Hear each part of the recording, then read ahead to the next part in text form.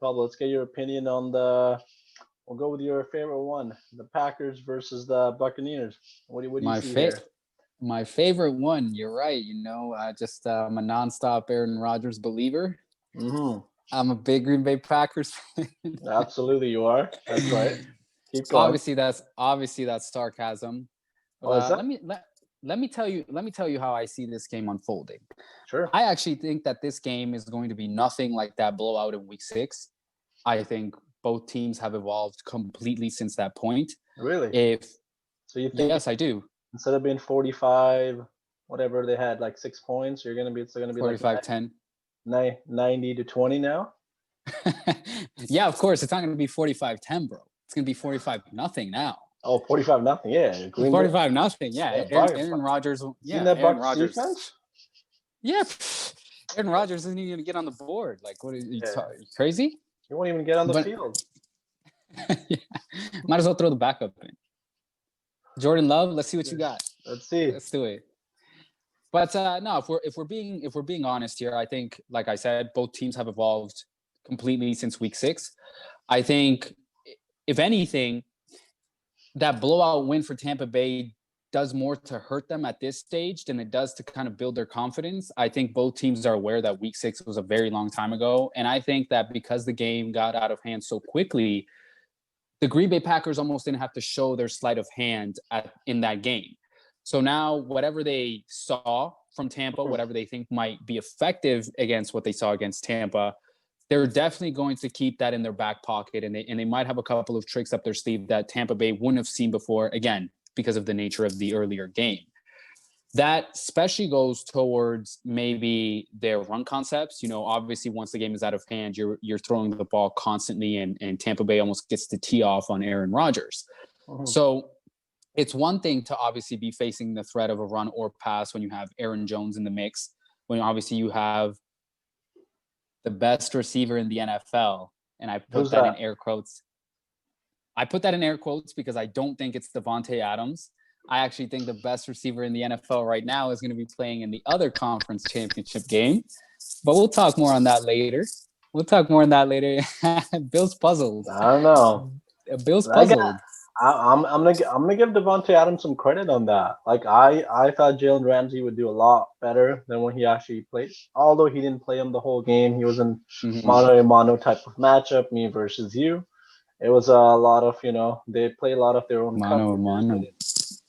They didn't just put him one on one Ah, the whole game. There was a lot of miscommunication, especially on that touchdown where Devontae Adams comes across all the way through the formation, and the other corner doesn't get the communication to switch, and it's an easy touchdown for Devontae Adams. So uh, I think it was a lot of smart play calling on Green Bay's end, but at the same time, I did expect Jalen Ramsey to have more of an impact than he did, but that could also mhm. be attributed to how the Rams decided to play Devontae Adams. Right. It wasn't necessarily down to ability, more just scheme.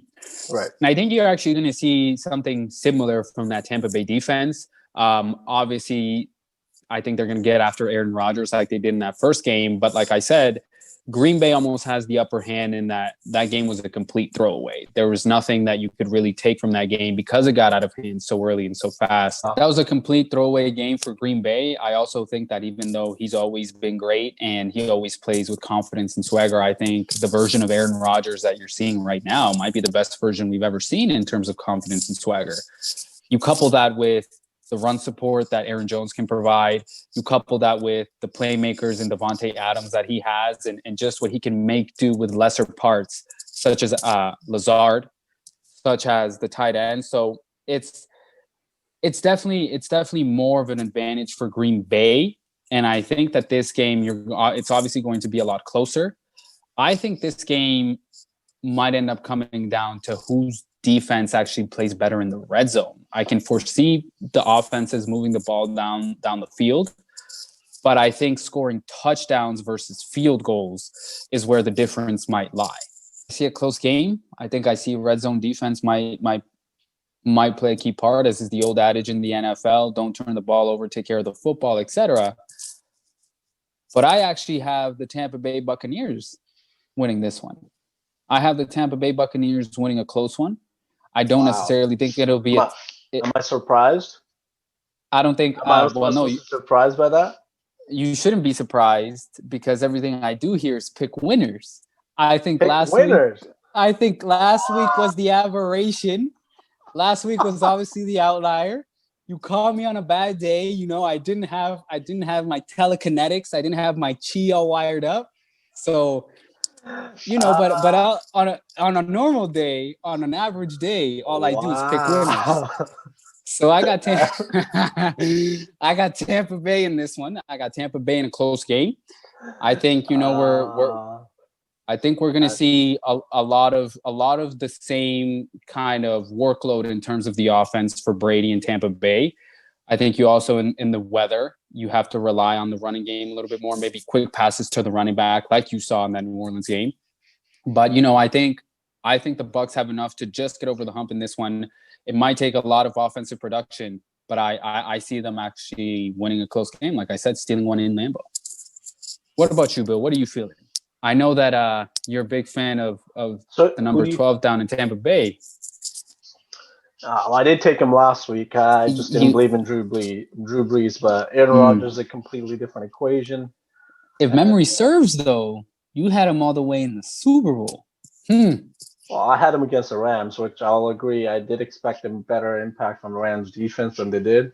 Aaron Rodgers and that Green Bay Packers team completely blew them away. There was no chance they had. I'm actually, I don't think you should be surprised at this point. I'm actually going to go the other way. Aaron Rodgers, that offense as a whole, and that defense especially. He believes in the Green Bay defense. I believe in the whole team, actually. I think this is kind of trending. They're trending upwards, the defense, as the Kansas City Chiefs did last season, where towards the end. What about the Bucs defense? You don't think they're trending upwards? Don't think so. I think they've just played very suspect quarterbacks the last two matchups, so they've been handed the ball to them, and that's the only reason. If they didn't take this in, everybody. Drew Brees, a suspect quarterback. And you tell me after he throws 3 picks. I don't know. What are you gonna say? From our very own Bill, from my boy Bill. Absolutely suspect. I'm gonna call it. Spade a spade. He's Drew Brees, all right, well, solid Hall of Famer, no doubt about that. But he played very suspect. I did not trust him. And they didn't have Taysom Hill. That was a big factor. I think they could have done a lot more into their game plan if they had Taysom Hill.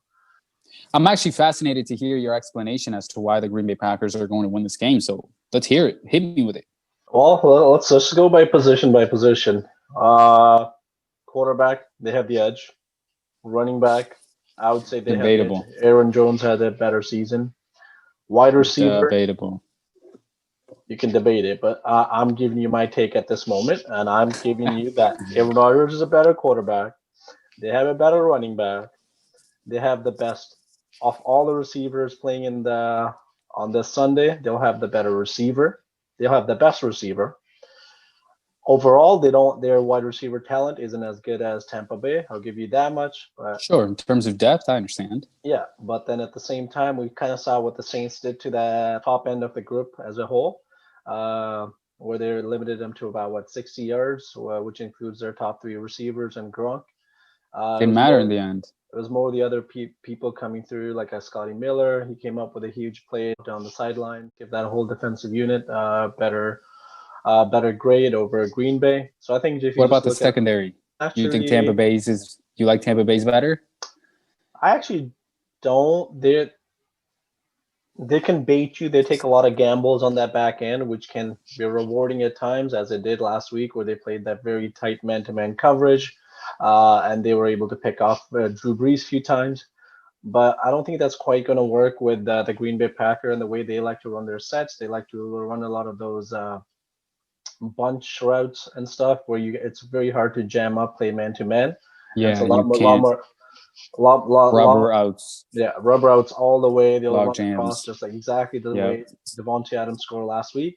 You just run Devontae Adams all the way through that. That's an easy. If they play man-to-man, that's an easy score again this week. Yeah, he's open. He's going to be open. Absolutely. So that's something that'll be interesting. And if they decide to go zone, which I don't think they play much of in order to be able to, because they like to blitz a lot, so they'll just play man-to-man all the way through.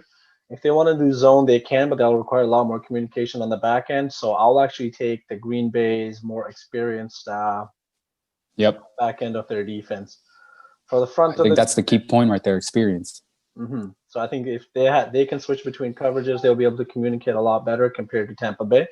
And then talking about the front end of the defense, I don't think that's much of a debate. I think there's Tampa Bay has much better talent at that end, especially at the linebacker spot. We saw what their linebackers were able to All do pros. last week. All Exactly. pros. Exactly. So they've drafted well at that position, and they have the better players there. But overall, as a team, I think Green Bay is just better. I believe in their coach more. Whereas what's happening in Tampa, Really? we all heard what Bruce Arians said this weekend. He's like, I'm just letting Tom do what he wasn't allowed to Tom do in be New Tom. England. That's all you got Just to let him do is coach. let Tom be Tom. All right, well, so we'll see how that rolls. If he Tom wins equals out, winning. if he wins out this, but at the same end, like it's not like Tom did all that great last week. Their offense wasn't that great. It was just had to do with those 3 picks, and same thing with the previous week. They had to do with that one pick that poor kid who was into the game. Taylor Heineke. Taylor Heineke. I already even forgot his name. But I just don't think you can really force Aaron Rodgers is going to throw any pick sixes like he did last game, which I think was very uncharacteristic of him. I think statistically that was I think that was the worst game of his career. So you can't expect another worst game of a career from Aaron Rodgers in any way. He threw a pick six. He almost threw another pick six in that game. I don't think that's going to happen. I don't think he's going to turn the ball over, and that's going to be the main difference. Where I could see Tom Brady making that one mistake, trying to pull. I'm not going to say it's going to happen right at the beginning or right at the in the middle of the game, but at the end when they're trying to make that late push to try to come back, I could see Tom Brady throwing that pick to kind of seal it, as he's done previously. He threw a pick six last year to finish that wild card game, a pick the year before to end the game against Kansas City. Only if D Ford had lined up properly. So what do you see? Do you see a high scoring game? Do you see an average scoring game? Do you see more of a defensive game? I think it's going to be like an average. I don't think it's going to be a heavily defensive defensive fair. Game. Neither one of the defenses are really like amazing, like in any way. But at the same time, I don't think there's just going to be an offensive fireworks show where teams are just going to score back and forth. It's going to be somewhere in the probably in the 20s, and yeah, it will be a close game. I'm not going to say it will be a complete blowout either way. All right, guys, don't forget to tune in this Sunday to see Tom Brady throw that pick to end another season of his. And if you like this video, hit the like button. Don't forget to hit the subscribe also. If you want to subscribe, see some more fun content like this, and keep watching the Bill and Pablo show.